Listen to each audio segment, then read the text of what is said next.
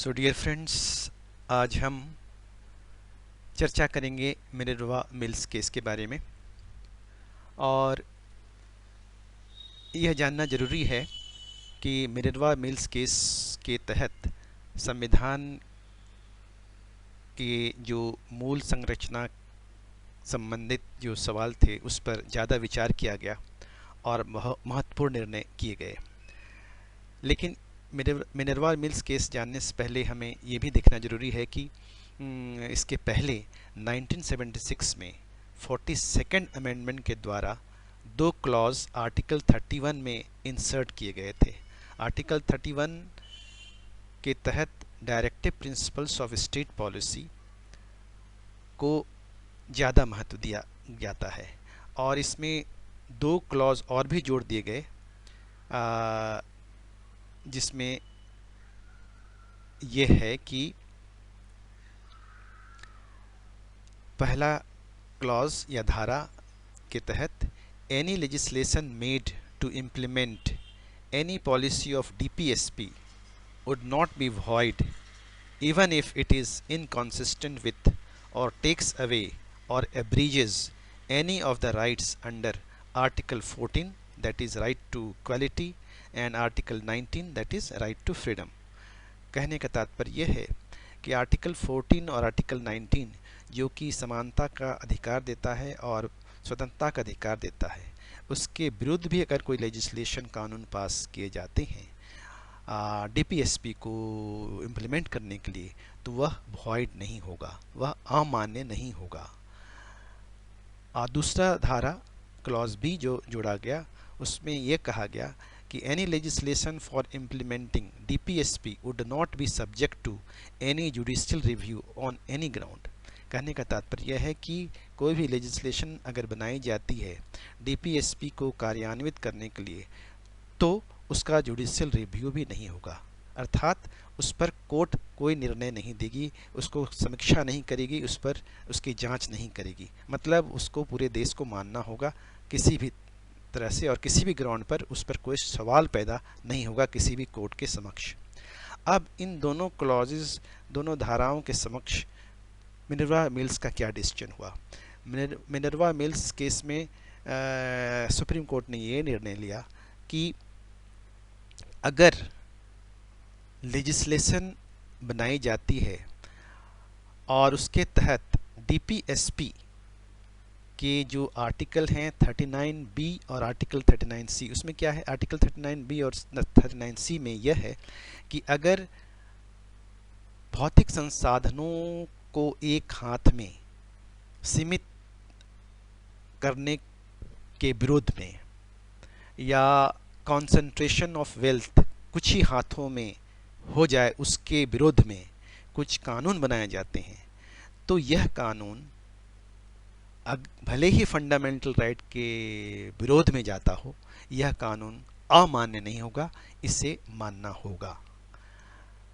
तो Minerva Mills case में supreme court ने यह कहा कि इकोनॉमिक मैटर से संबंधित, अर्थात भौतिक संसाधनों से संबंधित, कंसंट्रेशन ऑफ वेल्थ से संबंधित जो DPSP में जो निर्देशक नीति है उसको इम्प्लीमेंट करने के लिए अगर कुछ कानून बनाए जाते हैं तो केवल वही कानून मान्य होगा। लेकिन बाकी केस में, जैसे कि समानता का अधिकार आर्टिकल 14 हुआ, आर्टिकल 19 राइट टू फ्रीडम, इसको अगर इसका हनन होता है तो वह कानून अमान्य होगा।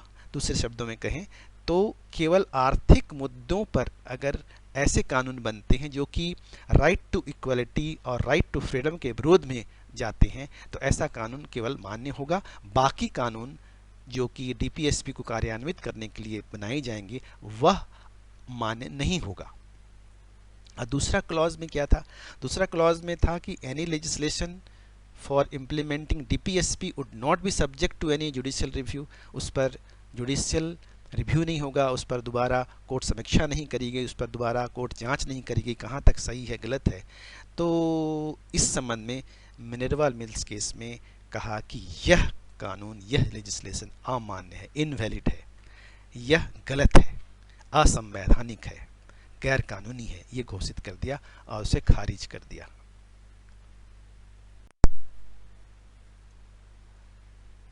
तो dear friends, Minerva Mills case के बारे में और भी जानना ज़रूरी इसलिए आवश्यक है कि बहुत सारे डेवलपमेंट्स जो हुए थे कॉन्स्टिट्यूशन के अमेंडमेंट के द्वारा, उस पर भी मिनर्वा मिल्स केस में सुप्रीम कोर्ट ने निर्णय दिया।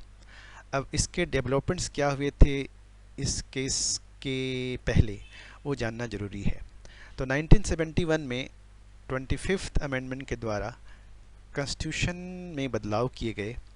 स्पेशली 368 जो पावर है पार्लियामेंट का अमेंडिंग पावर, उसमें काफ़ी बदलाव किए गए। शुरू में 368 के अंतर्गत केवल प्रोसीड्योर फॉर अमेंडमेंट लिखा हुआ था, लेकिन उसके बाद 368(1) उसमें जोड़ा गया, 368(3) जोड़ा गया, 368(4) जोड़ा गया, 368(5) जोड़ा गया और 368(1) के तहत पार्लियामेंट को कंस्टिट्यूएंट पावर दी गई। शुरू में 368 आर्टिकल में कहीं कंस्टिट्यूएंट पावर का जिक्र नहीं हुआ था। अब देखिए इसमें कंस्टिट्यूएंट पावर का भी जिक्र किया गया, जिसे पार्लियामेंट को दिया गया और पार्लियामेंट को ये अधिकार दिया गया कि वह संविधान को किसी भी तरह से अमेंड कर सकती है by way of addition, variation, repealing any provision of the constitution. Article 368(3) के तहत एक और चीज़ जोड़ी गई जिसमें यह कहा गया कि आर्टिकल 13 जो कि कहता है कि कोई भी बदलाव, कोई भी अमेंडमेंट, कोई भी लेजिस्लेशन अगर होता है जो कि फंडामेंटल राइट के विरोध में जाता है, तो वह लेजिस्लेशन अमान्य होगा, इनवैलिड हो जाएगा, वह खारिज हो जाएगा। तो 368(3) में एक क्लॉज जोड़ा गया जिसके अंतर्गत इसको बिल्कुल आर्टिकल 13 के चेक और कंट्रोल से मुक्त कर दिया गया। आर्टिकल 368 फिर 4 जोड़ा गया जिसमें यह कहा गया कि अगर फंडामेंटल राइट को बदलते हुए कुछ अमेंडमेंट किए जाते हैं तो वह किसी भी कोर्ट में उस पर, उसके विरोध में सवाल या अपील नहीं की जा सकती किसी भी ग्राउंड पर। मतलब कोर्ट में कोई सवाल ही पैदा नहीं हो सकता, वह पूरे देश को मानना होगा। आर्टिकल 368(5) में एक चीज़ फिर जोड़ा गया जिसके तहत पार्लियामेंट को अनलिमिटेड कॉन्स्टिट्यूएंट पावर दे दिया गया। मतलब पार्लियामेंट कॉन्स्टिट्यूएंट पावर मतलब संविधान बनाने की शक्ति दे दी गई, मतलब कि नया संविधान भी पार्लियामेंट बना सकती है। तो बहुत सारे पावर दिए गए। अब देखिए मिनर्वा मिल्स केस में क्या हुआ। सुप्रीम कोर्ट ने यह निर्णय लिया कि जो आर्टिकल 368(4) में जो है कि किसी भी कोर्ट में इस पर सवाल नहीं उठ सकता है, उसको खारिज कर दिया, वो गलत है, असंवैधानिक है। और आर्टिकल 368(5) में जो कहा गया कि अनलिमिटेड पावर है, उसको भी सुप्रीम कोर्ट ने मिनर्वा मिल्स केस के संदर्भ में खारिज कर दिया गया। तो यह देश के लिए, संविधान के लिए बहुत अच्छा हुआ। और मिनर्वा मिल्स केस की तरफ से उस समय के बहुत ही फेमस वकील नानी पालकीवाला ने केस लड़ा था। उसने बहुत अच्छे तर्क दिए थे संविधान को बचाने के लिए पार्लियामेंट के हस्तक्षेप से, और कहा कि parliament which is a creature of the constitution cannot become master of the constitution. Parliament तो कॉन्स्टिट्यूशन का एक क्रीचर है। कॉन्स्टिट्यूशन के द्वारा पार्लियामेंट पावर में आई है, तो पार्लियामेंट कॉन्स्टिट्यूशन का मालिक, मास्टर कैसे बन सकता है? वो तो कॉन्स्टिट्यूशन का सर्वेंट है। दूसरा तर्क ये दिया कि लिमिटेड पावर जो है पार्लियामेंट के पास संविधान को चेंज करने, मतलब बदलने का या कुछ बदलाव लाने का, वो लिमिटेड पावर है, उसको अनलिमिटेड नहीं कर सकते।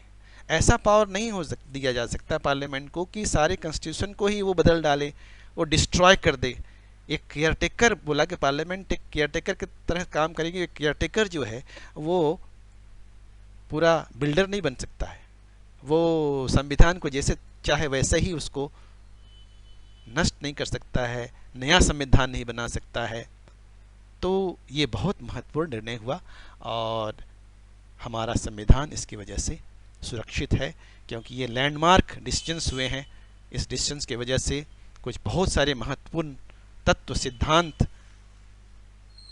प्रकाशित हुए हैं जो कि पहले नहीं हुए थे, और इसीलिए मिनर्वा मिल्स केस का संविधान की मूल संरचना के संबंध में बहुत महत्व है।